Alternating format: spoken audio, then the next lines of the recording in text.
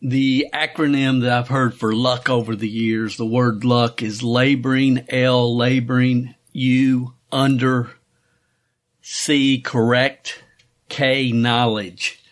And I'm not really sure if that's something obscure that I picked up along my journey over the last several years, or if it's something that is pretty common and pretty well known in the personal development world. Laboring under correct knowledge, an acronym for luck. I'm sincerely not sure about that, but we're going to talk about that this week, as well as an entirely new category of people that has been created in the last 15, 20 years. I just call these people KDEs. It's a category of entrepreneurial network marketers that are KDEs. They're knowledgeable, delusional entrepreneurs.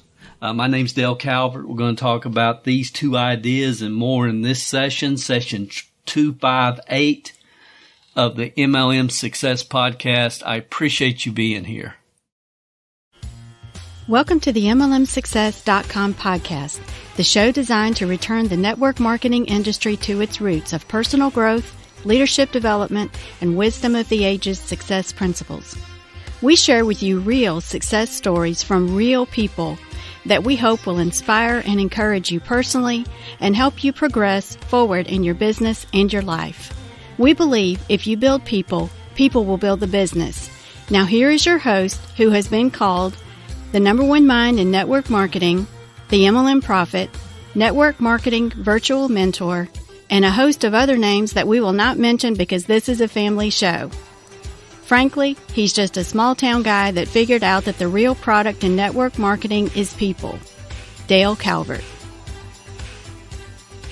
I don't know if you guys heard, but Kentucky Wildcats beat LSU yesterday in football, 42-21.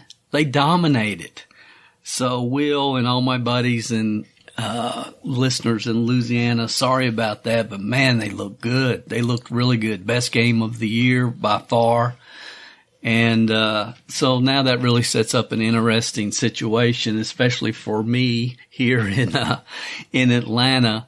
The 6-0 Wildcats next week, top of the SEC East, play the only other undefeated team in the SEC, the Georgia Bulldogs, next Saturday.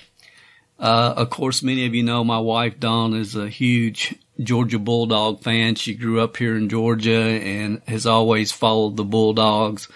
I don't think there's a fan on the planet that bleeds blue like I do or follows their team like I do, but I'm a Georgia fan too. I like Georgia. I mean, I'm always for Georgia football unless they're playing Kentucky. And it's kind of interesting. Alabama got beat yesterday. So it's really, really interesting.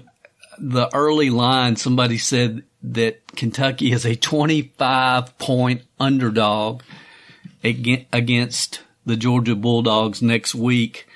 But it's going to be an exciting week leading up to that game. Who knows? I mean, Texas A&M knocked off Alabama yesterday, but that was at Texas A&M. We have to go. The Wildcats have to come to Georgia, which is a tough place to play. But who knows what might happen? But regardless, it's been a phenomenal year so far for the Kentucky football team. Now, let's get into the podcast. Why do I want to bring up the football game? Because I was yesterday, before all the pregame shows that I always listen to, I was trying to get caught up on some email, and I have been communicating back and forth with this young man in his early 20s, been in the network marketing profession for 6 years. And he said in his initial email, we've been, again, communicating back and forth. He's looking at the APO Go opportunity. He said he's been involved in a couple programs, but nothing much to show for it, in his words. And then he said there's just too many fake gurus and fake people in the industry. And see, for me, I don't know yet how to communicate with this guy. And I really don't know if I want him, because see, here's the thing. I don't know if fake gurus, fake people in the industry is a real thing for him or an excuse. I know it's a real thing. I have no doubt. We all know that's a real thing. The industry's full of that. But is that just something that he's hanging his hat on as an excuse, or is it something that is really a concern for him? And, as I was communicating back with this young man, I'm thinking, how can somebody that's 24, 25 years old have such baggage around the industry this early in his life? And it's because he's probably been in and out of several different companies with the wrong cultures. And it's sad. It's sad to me. So, what I ended up doing is I said, look, he said, everything I've seen looks really good, but there's too many fake gurus and fake people in the industry and blah, blah, blah. And this is like the third or fourth email in. And I said, look, I don't know if this is for you or not. It may or may not be. And after our initial email, I'd sent him the meme that I've used a lot, that Ron Henley did 2 or 3 years ago, I think. And it's, y'all heard me talk about it. And he just talks about a big part of becoming a great network marketer is unlearning a lot of the crap that you were taught by people who didn't have a clue. And that's beyond evident today.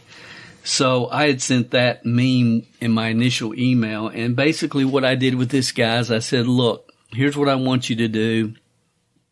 I'm not sure if this is the right program for you, if you're the right type of person for our team. And I sent him 3 or 4 webinars and podcasts where he could understand where we're coming from, what we're about, what we do, and politely trying to let him know, look, if you're not willing to put 5, 10, 15 committed, dedicated, focused hours into your business every week doing the right things, then this is probably not the opportunity for you. And that was the first email. And I'm going through and I'm just about finished. And I get an email from a gentleman, and I'm just going to call him James Smith. I would never use his real name, but we'll call him James Smith because that'll be easy for me to remember. And it was very intelligently written, email. He'd been in the industry 11 years, and he said that over the last few months, he'd gone through every single session of the MLM Success podcast from number 1 all the way through. And he made the statement that my podcast lately over the last few months have become more mindset oriented. And he wanted to know if I was going to start covering more of the lead generation 5.0 methods and systems that I talked about in earlier podcasts this year. And it didn't hit me wrong at all, but it was like, I wonder if this guy's just looking for some kind of foo-foo dust, or if he's somebody that maybe I can really, really help. And I wasn't sure, and I had about 30 minutes, and it's like, I don't even know how to respond to this email, and I'm looking at his signature file, and it's got his phone number, and it's Sunday afternoon, or Saturday afternoon, and I thought, well, I'm just going to call this guy and see if I can get a hold of him. And I rarely do that, but every now and then, I will. And, but keep in mind, this was 30 minutes before my UK pregame show was about to start. So I just wanted to touch base, and my initial intentions was sending back to session 234 of this podcast, where I talk about how direct outreach is the most effective way to build a team today. And that was my initial thoughts when I called this guy. And as we were talking, he very intelligent. He has a high-level government job. He's actually in Virginia. And he's 51. He told me he had joined network marketing when he was 40. And he's only been with one company, which is Relive. And some of you may have heard me talk about Relive. I remember when they started about, 25 years ago, and then I think their manufacturing plant got flooded and their offices. And I've always liked that company. I don't know a lot about them. You hardly ever run across anybody that's ever been with them or knows anything about them. It seemed like a real close culture, family oriented business. Again, just from not deep observations, but observations over the years. They're on the NASDAQ. I think they did, their best year, maybe $35-40 million in sales. So they've been around a long time. They never created any momentum. I think they manufacture their own products. It's a nutritional drink mix is their primary product. And just it seemed like a good, solid company. I remember when they very first started, and just kind of always been in the back of my mind. But look, you talk about being in the wrong company at the wrong time in history. I mean, really, that ship really never got off the ground. It's a good, solid company with quality products, but it never got off the ground. I mean, there's no true, real wave to catch there, or there's not any upside potential. And I'm thinking, okay, well, this guy's been with the same company for 11 years. That's a red flag for me, because I know enough about that company to know that, hey, you're not getting in front of anything that's going to be big ever. I mean, that it's just not going to be. It's a great company. It's a solid company. And then as I'm talking to James, he's telling me about all the huge seminars he's been to in Las Vegas and the boot camps that he's been to, with every guru that you can name just about. He said in our conversation, he said, I've got a library of every network marketing book ever written. And he's telling me that 2 or 3 years ago, he did the one-time offer on the training club that we do, our MLM training club, and that he had got all 18 CDs. They were on his bookshelf as well. And I'm thinking to myself, have you pulled any of them off and listened to them? I didn't ask him specifically, but that's what I'm thinking. And then he's talking about, he's taking notes on every single podcast that I've done at MLM Success. And then he said, and I'm considering joining your APL Go team. And,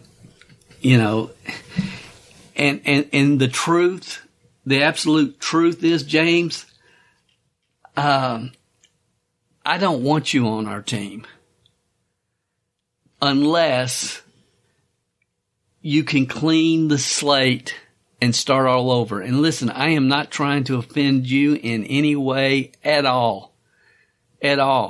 But my time's the most valuable asset that I have, and the way you've used your time in the last 11 years in this profession may be an indication of how you're going to use the next 11 years. And if that's true, then I don't want to be part of it. I don't need to be part of it. I don't want to be part of it. So I said that directly to James because I asked him to listen to this session. Let me continue with my story. And James, again, you seem like a phenomenal human being, but this is business. And so as we're talking, I said, well, tell me about your Relive business. And he says, he told me, he said, I have about a half a dozen loyal customers, but I don't have any active team members right now.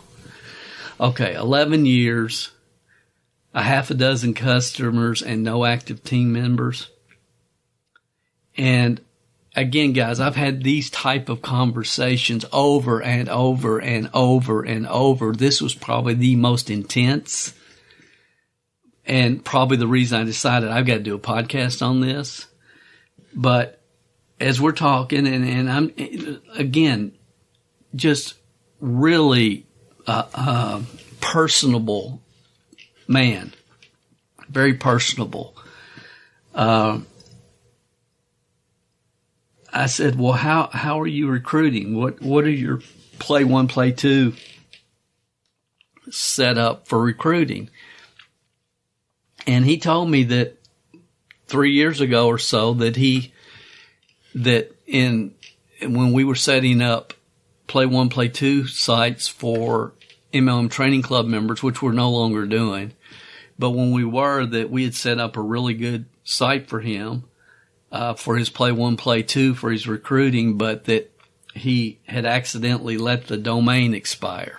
That's what he told me. And then he said, but when I run across anybody interested, I can get them on a 3-way with my upline. And there's so much wrong about that statement. But run across, what do you mean run across? You don't run across people that are interested. You will never build a business hoping and crossing your fingers that you're going to run across people that are interested. And if and when you do, the last thing you want to do is get them on a 3-way with your upline so they can close them, air quotes. So I said, well, okay, well, what are you doing to create business? What are you doing to create leads for your business? And he said, well, I mostly just have conversations with people. Gosh. So you aren't doing any kind of direct outreach or any kind of advertising at all? And he said, no. And then I think he didn't like my line of questioning. And so he kind of changed the subject real quick, and he said, Dale, I've been studying the APL Gold Compensation Plan, and I'm thinking to myself, I'm sure that you have. I'm sure you've studied it. You probably know it better than 99% of the people in the company.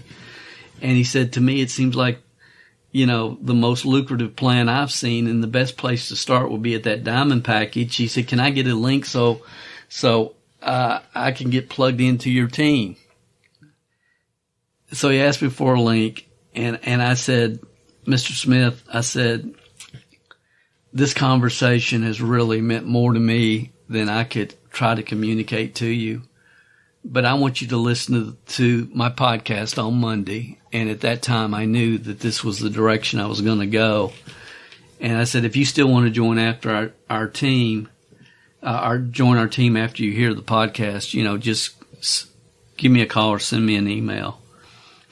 And I knew what I wanted to say to him at the time, but I just couldn't bring myself to go down that path again.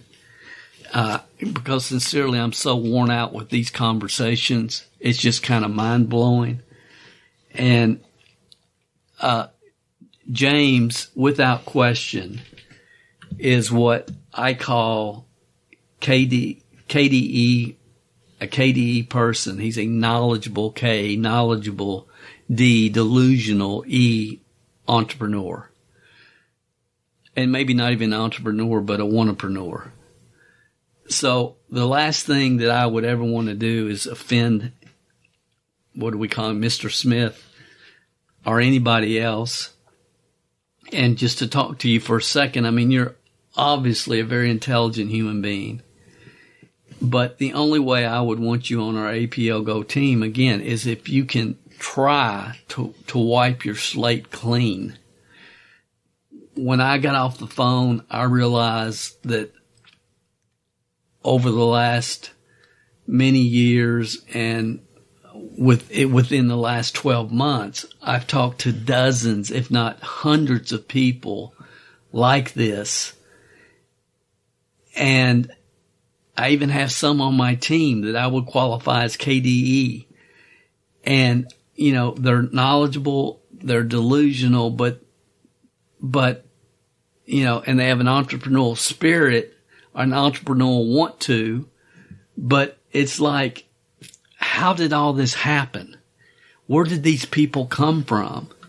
And if we look back and really look at it and really think about it, in my opinion, the internet has created an entire group of people that are knowledgeable about different business models and different niches, network marketing included. They're knowledgeable. They go to the big seminars and all. They read the books and everything. They're knowledgeable, but they're delusional and they're wannapreneur. They want to be entrepreneurs.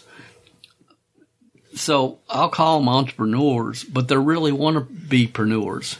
They're not entrepreneurs. They're knowledgeable, delusional, And it's at epidemic proportions, not just within the network marketing profession, within every small business, work at home niche out there. Where did these people come from? And these people could have never been created if not for the internet. Because if I want to learn how to flip houses, then I've got to get educated, get in the right culture, find the right mentor, and get in that closed culture and stay there and either succeed or fail. Either stay there and learn and implement what I learn and create results, good or bad, or not. Back in the day, prior to the internet, and this is not bashing the internet. I love the internet, but it's something I think we all need to be very aware of. See, there are no more closed cultures. So pick any business model. I don't care if we want to talk about network marketing. I don't care what it is. Prior to the internet, I had to find it. And that would usually go into a seminar of some kind, maybe an infomercial. I saw it on TV, and then I go to the event, and then at the event they're going to sell me a course. And at the course, if I like the course and I want to get into a coaching program of some type, then that was usually made available. And that business model still goes on, as all of you know today. It does. And if people find the right business model for them at the right time in history and they get plugged in and they get plugged into the correct culture, then they can progress and move forward. If they get involved in the wrong culture, they're going to have all kinds of problems and there's all kinds of challenges. But my main point here is these KDE people did not exist prior to the internet, because if you're going to be an entrepreneur and you're going to take an entrepreneurial journey, then you had to find the culture that you were going to be part of and get plugged into it. Today, you can go and you can spend the next 5 years learning about any kind of business model that you want. You never have to get involved in the business model and take action on the business model and take your lumps and learn and progress and, fall and get back up. You don't have to do that, because if I decide I want to start a Shopify store and my first attempt bombs, then I don't have to figure out why it bombed and what to do next time differently and to persist within that business model, a Shopify store, if that's what I want to create. I don't have to stay there. I can just, I'm going to publish books on Kindle. And then the same thing, I can attempt or not attempt. But if I do attempt and it doesn't work out, I don't have to stay there. I'll just find something else and something else and something else after that. And it's created these knowledgeable, delusional entrepreneurs. And then some of them stay in the same niche. They stay in the same niche. There's people that, made a lot of money when Kindle publishing first came out years ago, and they're teaching the same things that they taught back then. The philosophies are all screwed up. Their philosophies are screwed up. And that business model is not what it once was, but they act like it is, and they teach it like what they did to get where they are will work for a new person coming in today. It's not going to. It's different. It changes. All business models get diluted over time. It's not going to be the same. And people get involved in network marketing and they go from book to book to book, from seminar to seminar to seminar. But if they don't implement that which they learn, then they cannot grow and get better and improve their skill sets and mindsets. It's fascinating. And as I listen to this gentleman, James Smith, it's like I in the back of my mind, I'm thinking, this guy's got all the books, been to all the seminars, done everything, but After 11 years, he's with the wrong company at the wrong time in history. He's got 6 committed, dedicated, loyal customers and no active team members. He should be smart enough, intelligent enough to know, hey, if the horse is dead, get off it.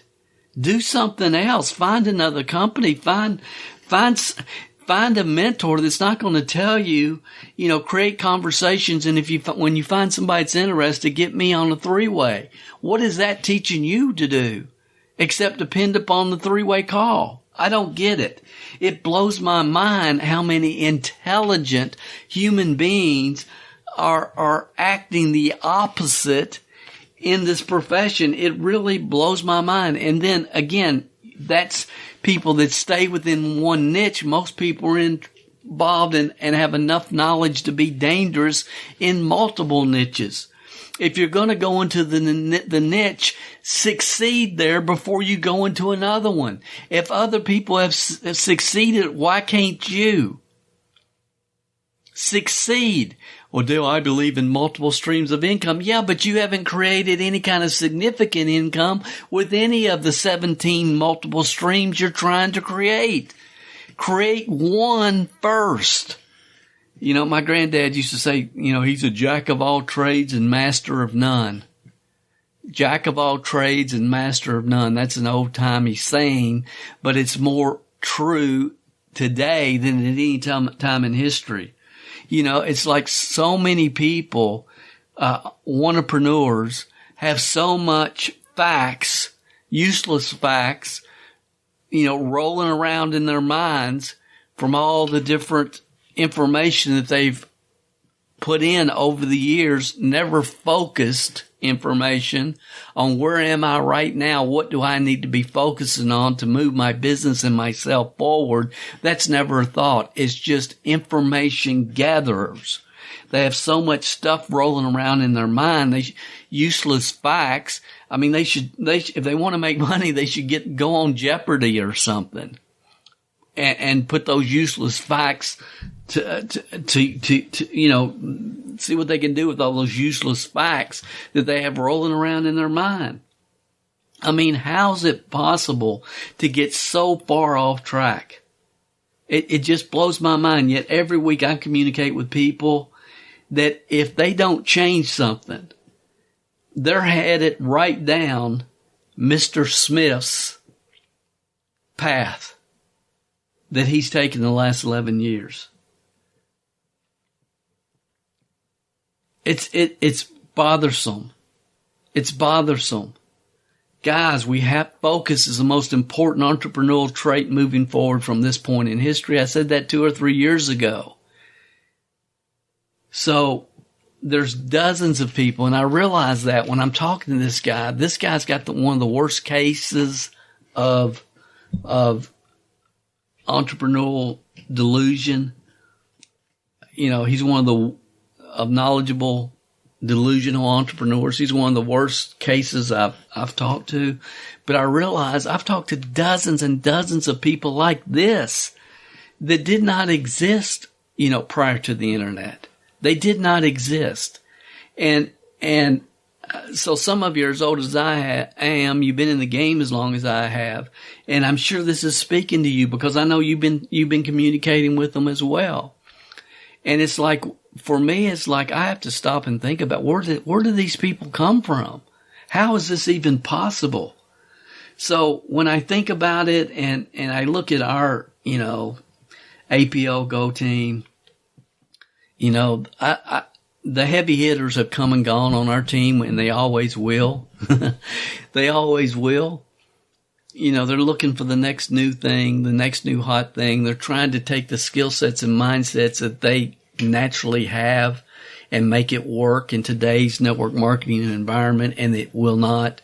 That's why understanding and being aware of network marketing 5.0 lead generation is so critical right now. It's honestly where I'm spending the majority of my time, energy, effort, and focus is right there because, as leaders, we have to. It's our responsibility to provide people with the advertising methods and the prospecting methods that if people are willing to do the work, where they can control their future in this profession by being able to recruit 3 to 5 brand new people every single month. I mean, that's our responsibility as far as I'm concerned.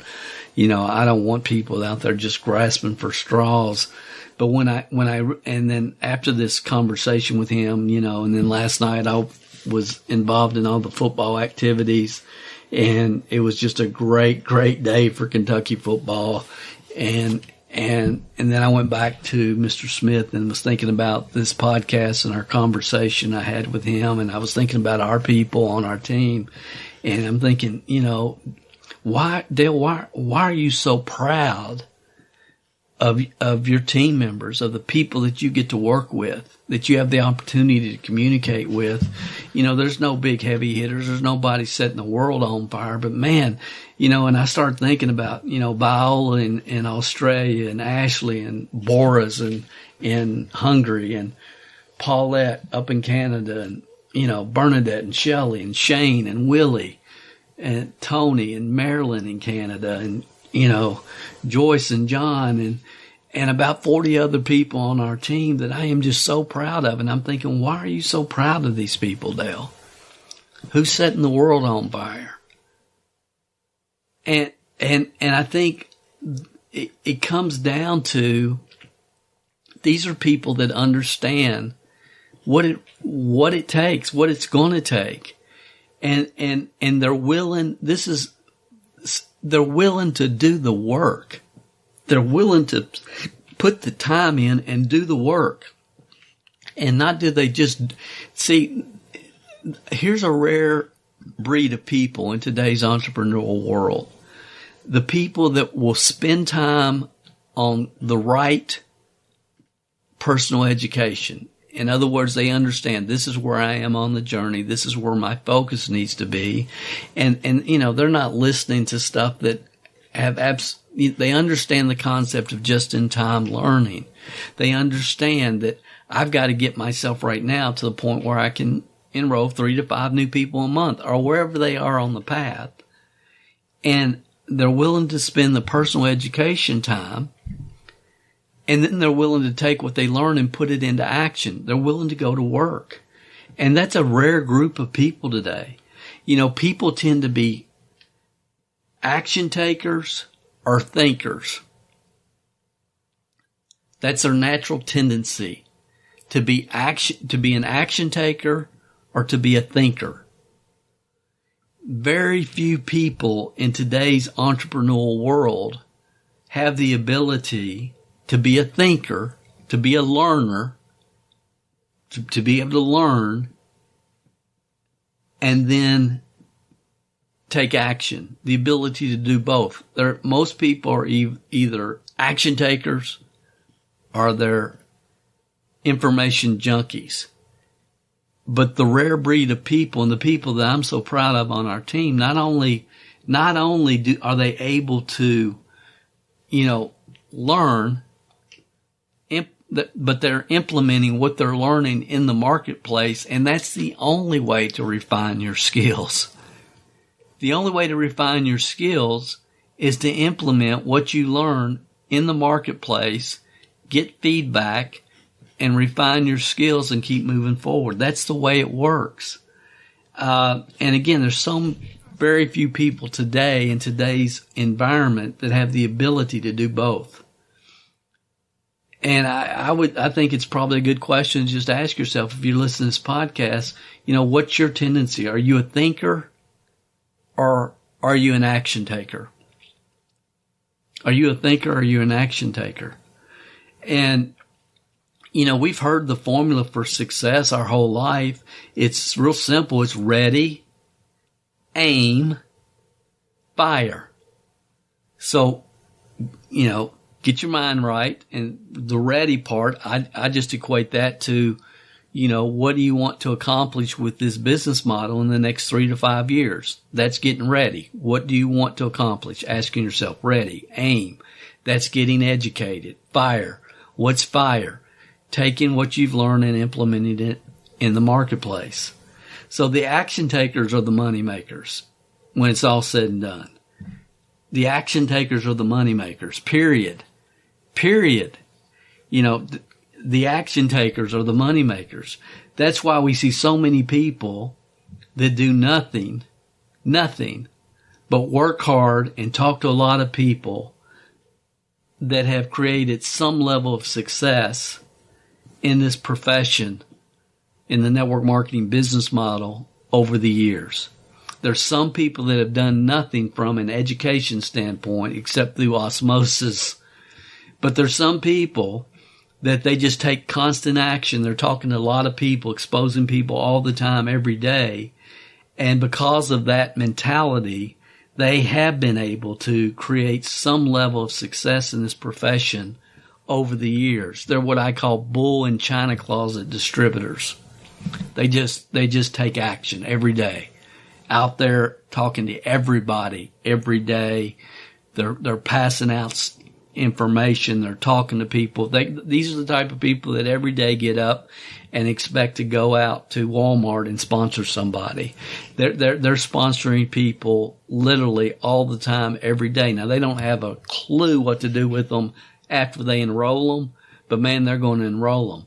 And a lot of these people have real strong personalities, and quite frankly, it's like a used car salesman almost. It just has that, just full speed ahead, bull in china closet.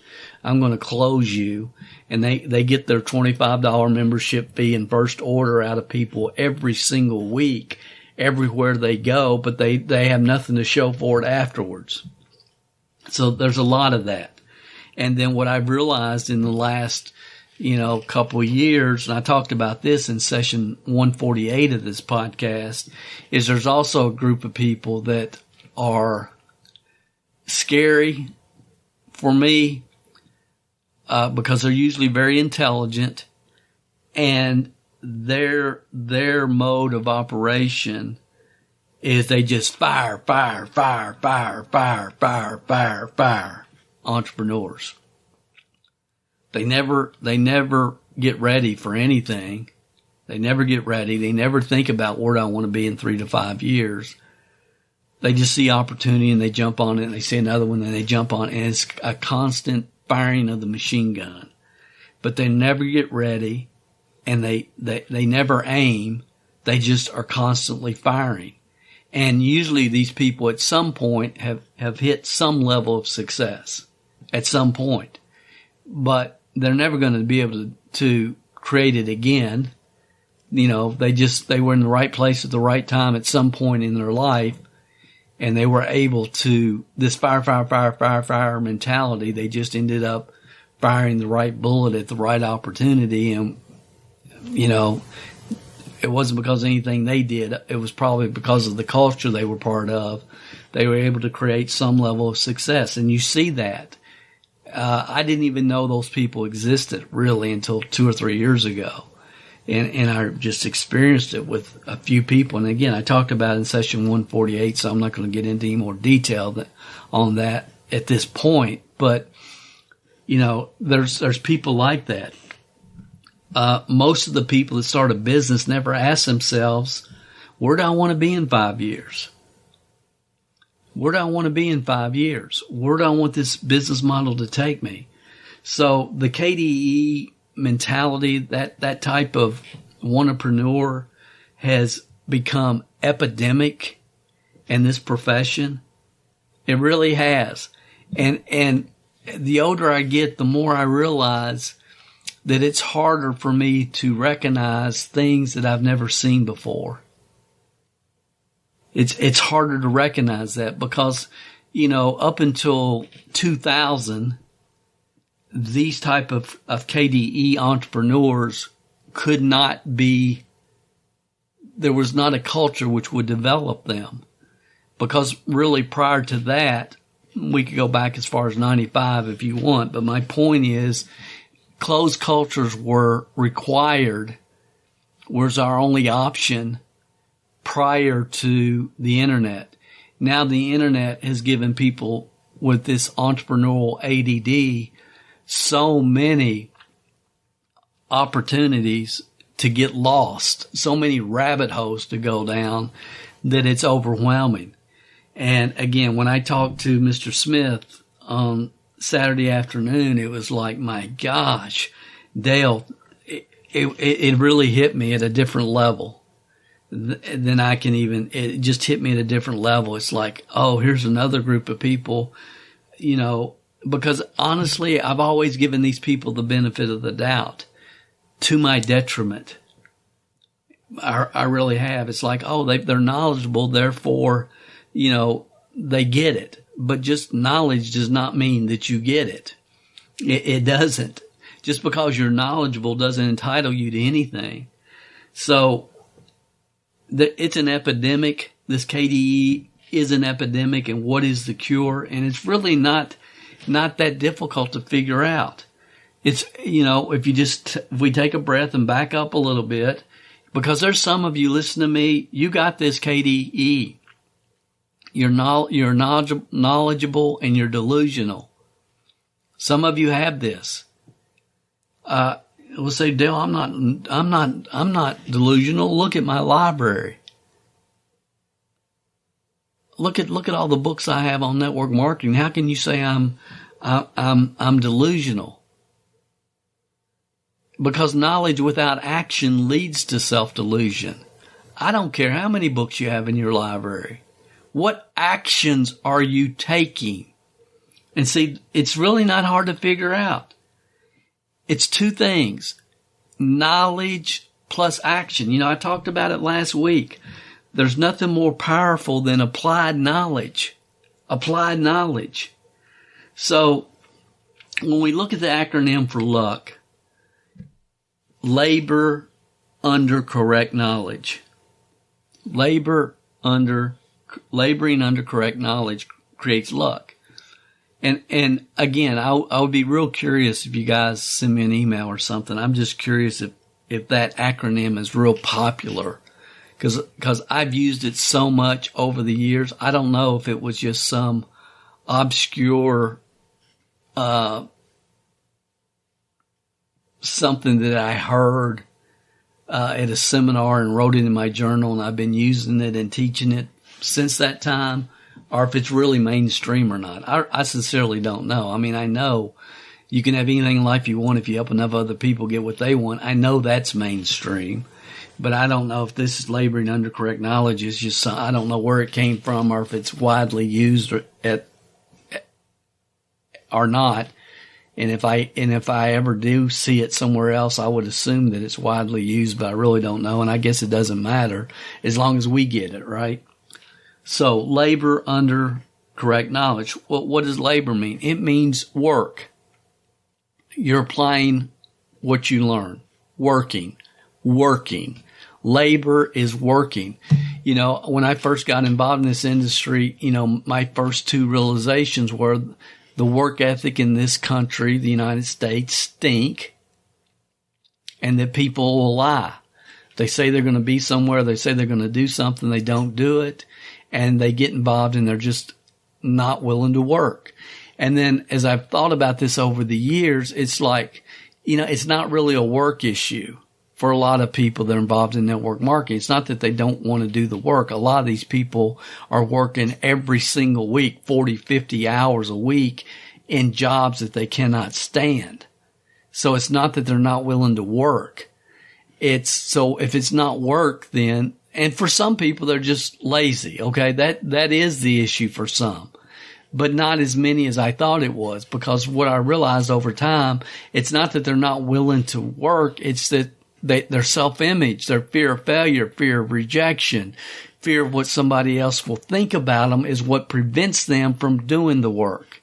And again, I've talked about this so many times. I'm not going to rehash that, but you have to be willing to do the work. That, you know, if you're not willing to take the action, you're not going to progress. Action takers are the money makers. You know, a gym membership does you no good if you're not at the gym doing the work. And again, that's common knowledge, right? But it's not for some reason in this profession. You got to be willing to get through the numbers. If you're not, you don't have a chance in the world of making it in this profession. So you got to labor and then under. And that word under when I think about it, laboring under correct knowledge, what does under mean? It means that you have to be intelligent enough to know that every great leader was first a great follower. Every great teacher was first a great student. So you have to be willing to take mentorship and training from the right people. Because if you take mentorship and training from the wrong people in the wrong culture, you're going to end up in a real bad spot that's hard to recover from down the road. When you're in the wrong culture that just does not make sense and does not have the best good of everyone involved within that culture at the forefront, the wrong culture can really mess people up. There's a lot of very talented people in this profession that their initial training was with the wrong mentors and the wrong culture, and they will probably never recover from that, and they will never achieve their full upside potential because the culture was not, the philosophies were messed up. The philosophies were messed up. Not that the systems or the methods were not working or could not work, but when you're working it with a philosophy of closing people, for example, which this business has nothing to do with closing. It's about finding the right people at the right time in their life.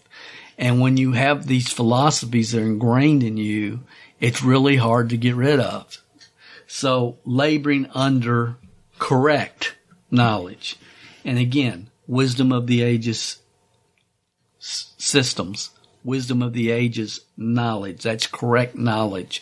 It's been proven for many, many, many, many years. And as you've probably heard me say many times, if people would just ask the one question, who is this person? Why am I listening to them? I could save people a lot of grief on their entrepreneurial journey. A lot of grief. So laboring under correct knowledge. Knowledge is wisdom. It's law of averages. It's what the mind can conceive and believe it can achieve. It's he who wants to be great, let him be the servant of many, and so on and so forth. There's just fundamental principles that cannot be violated that I've talked about many, many, many, many times. So that's the answer, is laboring under correct knowledge. That's what creates your luck. And, you know, I look at the 51-year-old government worker. What do we call him? Sam Smith, Jim Smith, Mr. Smith, the 51-year-old government worker, and he probably never asked himself the right questions. He probably never asked himself, where do I want to be in 5 years? And will this company take me there? Is this company on the upswing? Is this company timely? Is the timing right for my opportunity? There's probably a lot of questions. If he'd asked himself, he probably would have got on a different track. And is buying every book on network marketing I can find and attending every seminar, is that really, am I doing anything except gathering knowledge? Am I willing to take that knowledge and am I willing to go to work? Am I willing to put it into action? And then I think about the young Navy vet. You know, I was talking about there's too many fake people.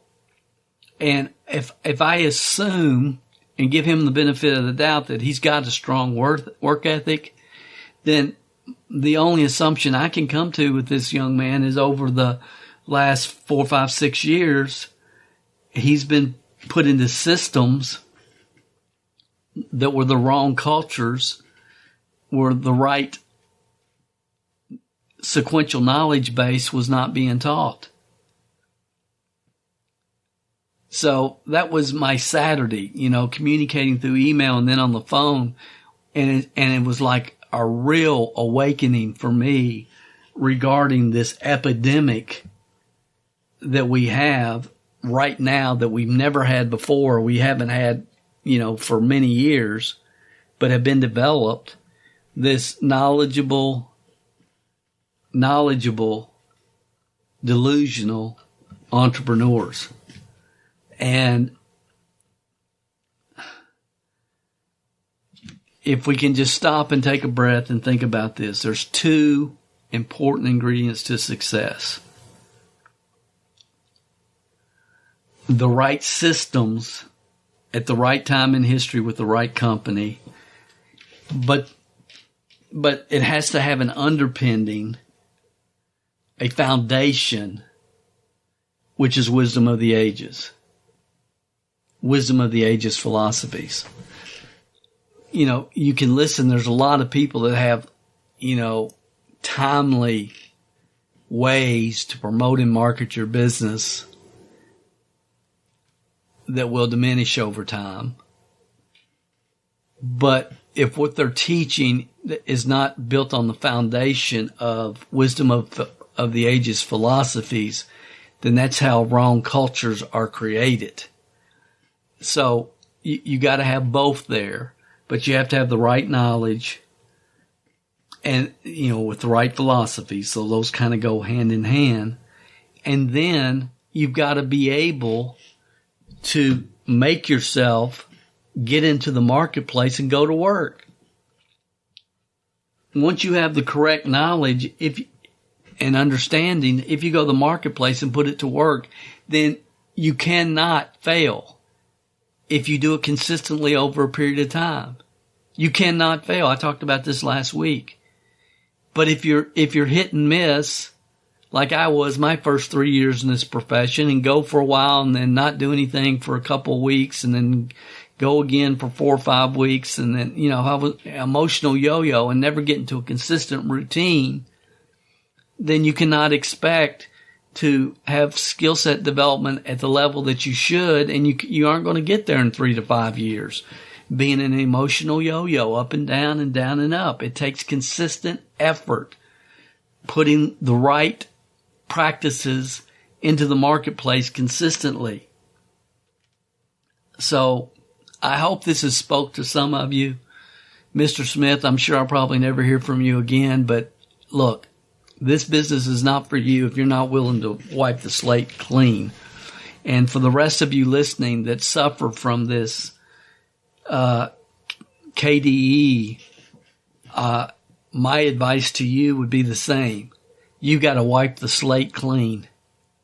You've got to wipe the slate clean. You really do.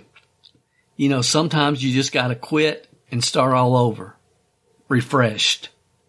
And that's okay. That's okay.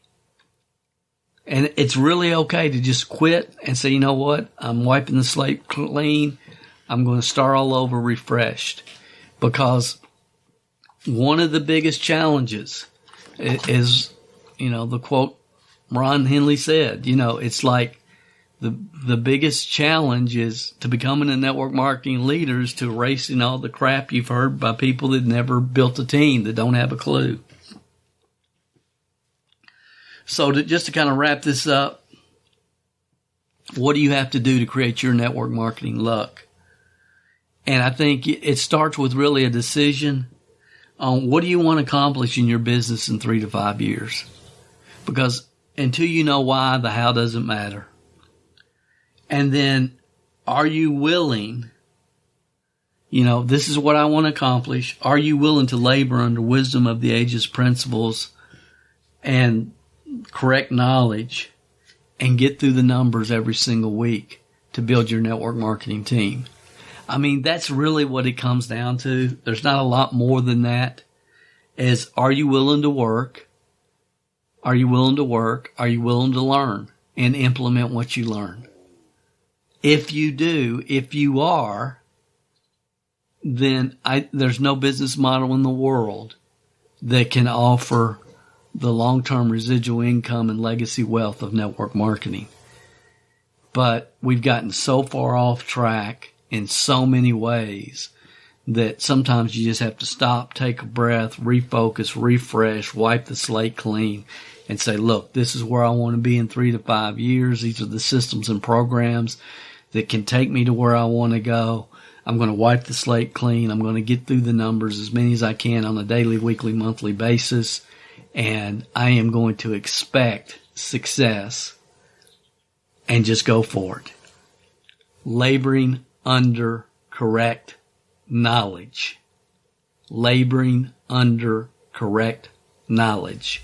That's how you'll create your success with the network marketing business model. This is Dale Calvert. I hope you have a great week. I'll talk to you next week on another session of the MLM Success Podcast. Don't tell Dawn this, but next Saturday, you think about it, just say a go UK, go Wildcats, go Big Blue under your breath a couple of times. I'd appreciate it. You guys have a great one. If you haven't gone over to iTunes yet and rated and left this podcast a review, what are you waiting for? At Calvert Marketing Group, we want to spend our time on the projects that we know are providing the most value for our clients and customers. You leaving us a review and feedback on iTunes is something that helps us more than you realize. And more importantly, it helps others like you find us. So if you've not taken the time to rate this podcast, please go over to iTunes and do that for us now. It will only take a couple of minutes out of your busy schedule. Work harder on yourself than you do on your business, and we will be back next week with another inspiring success story, wisdom of the ages training, or answers to your questions.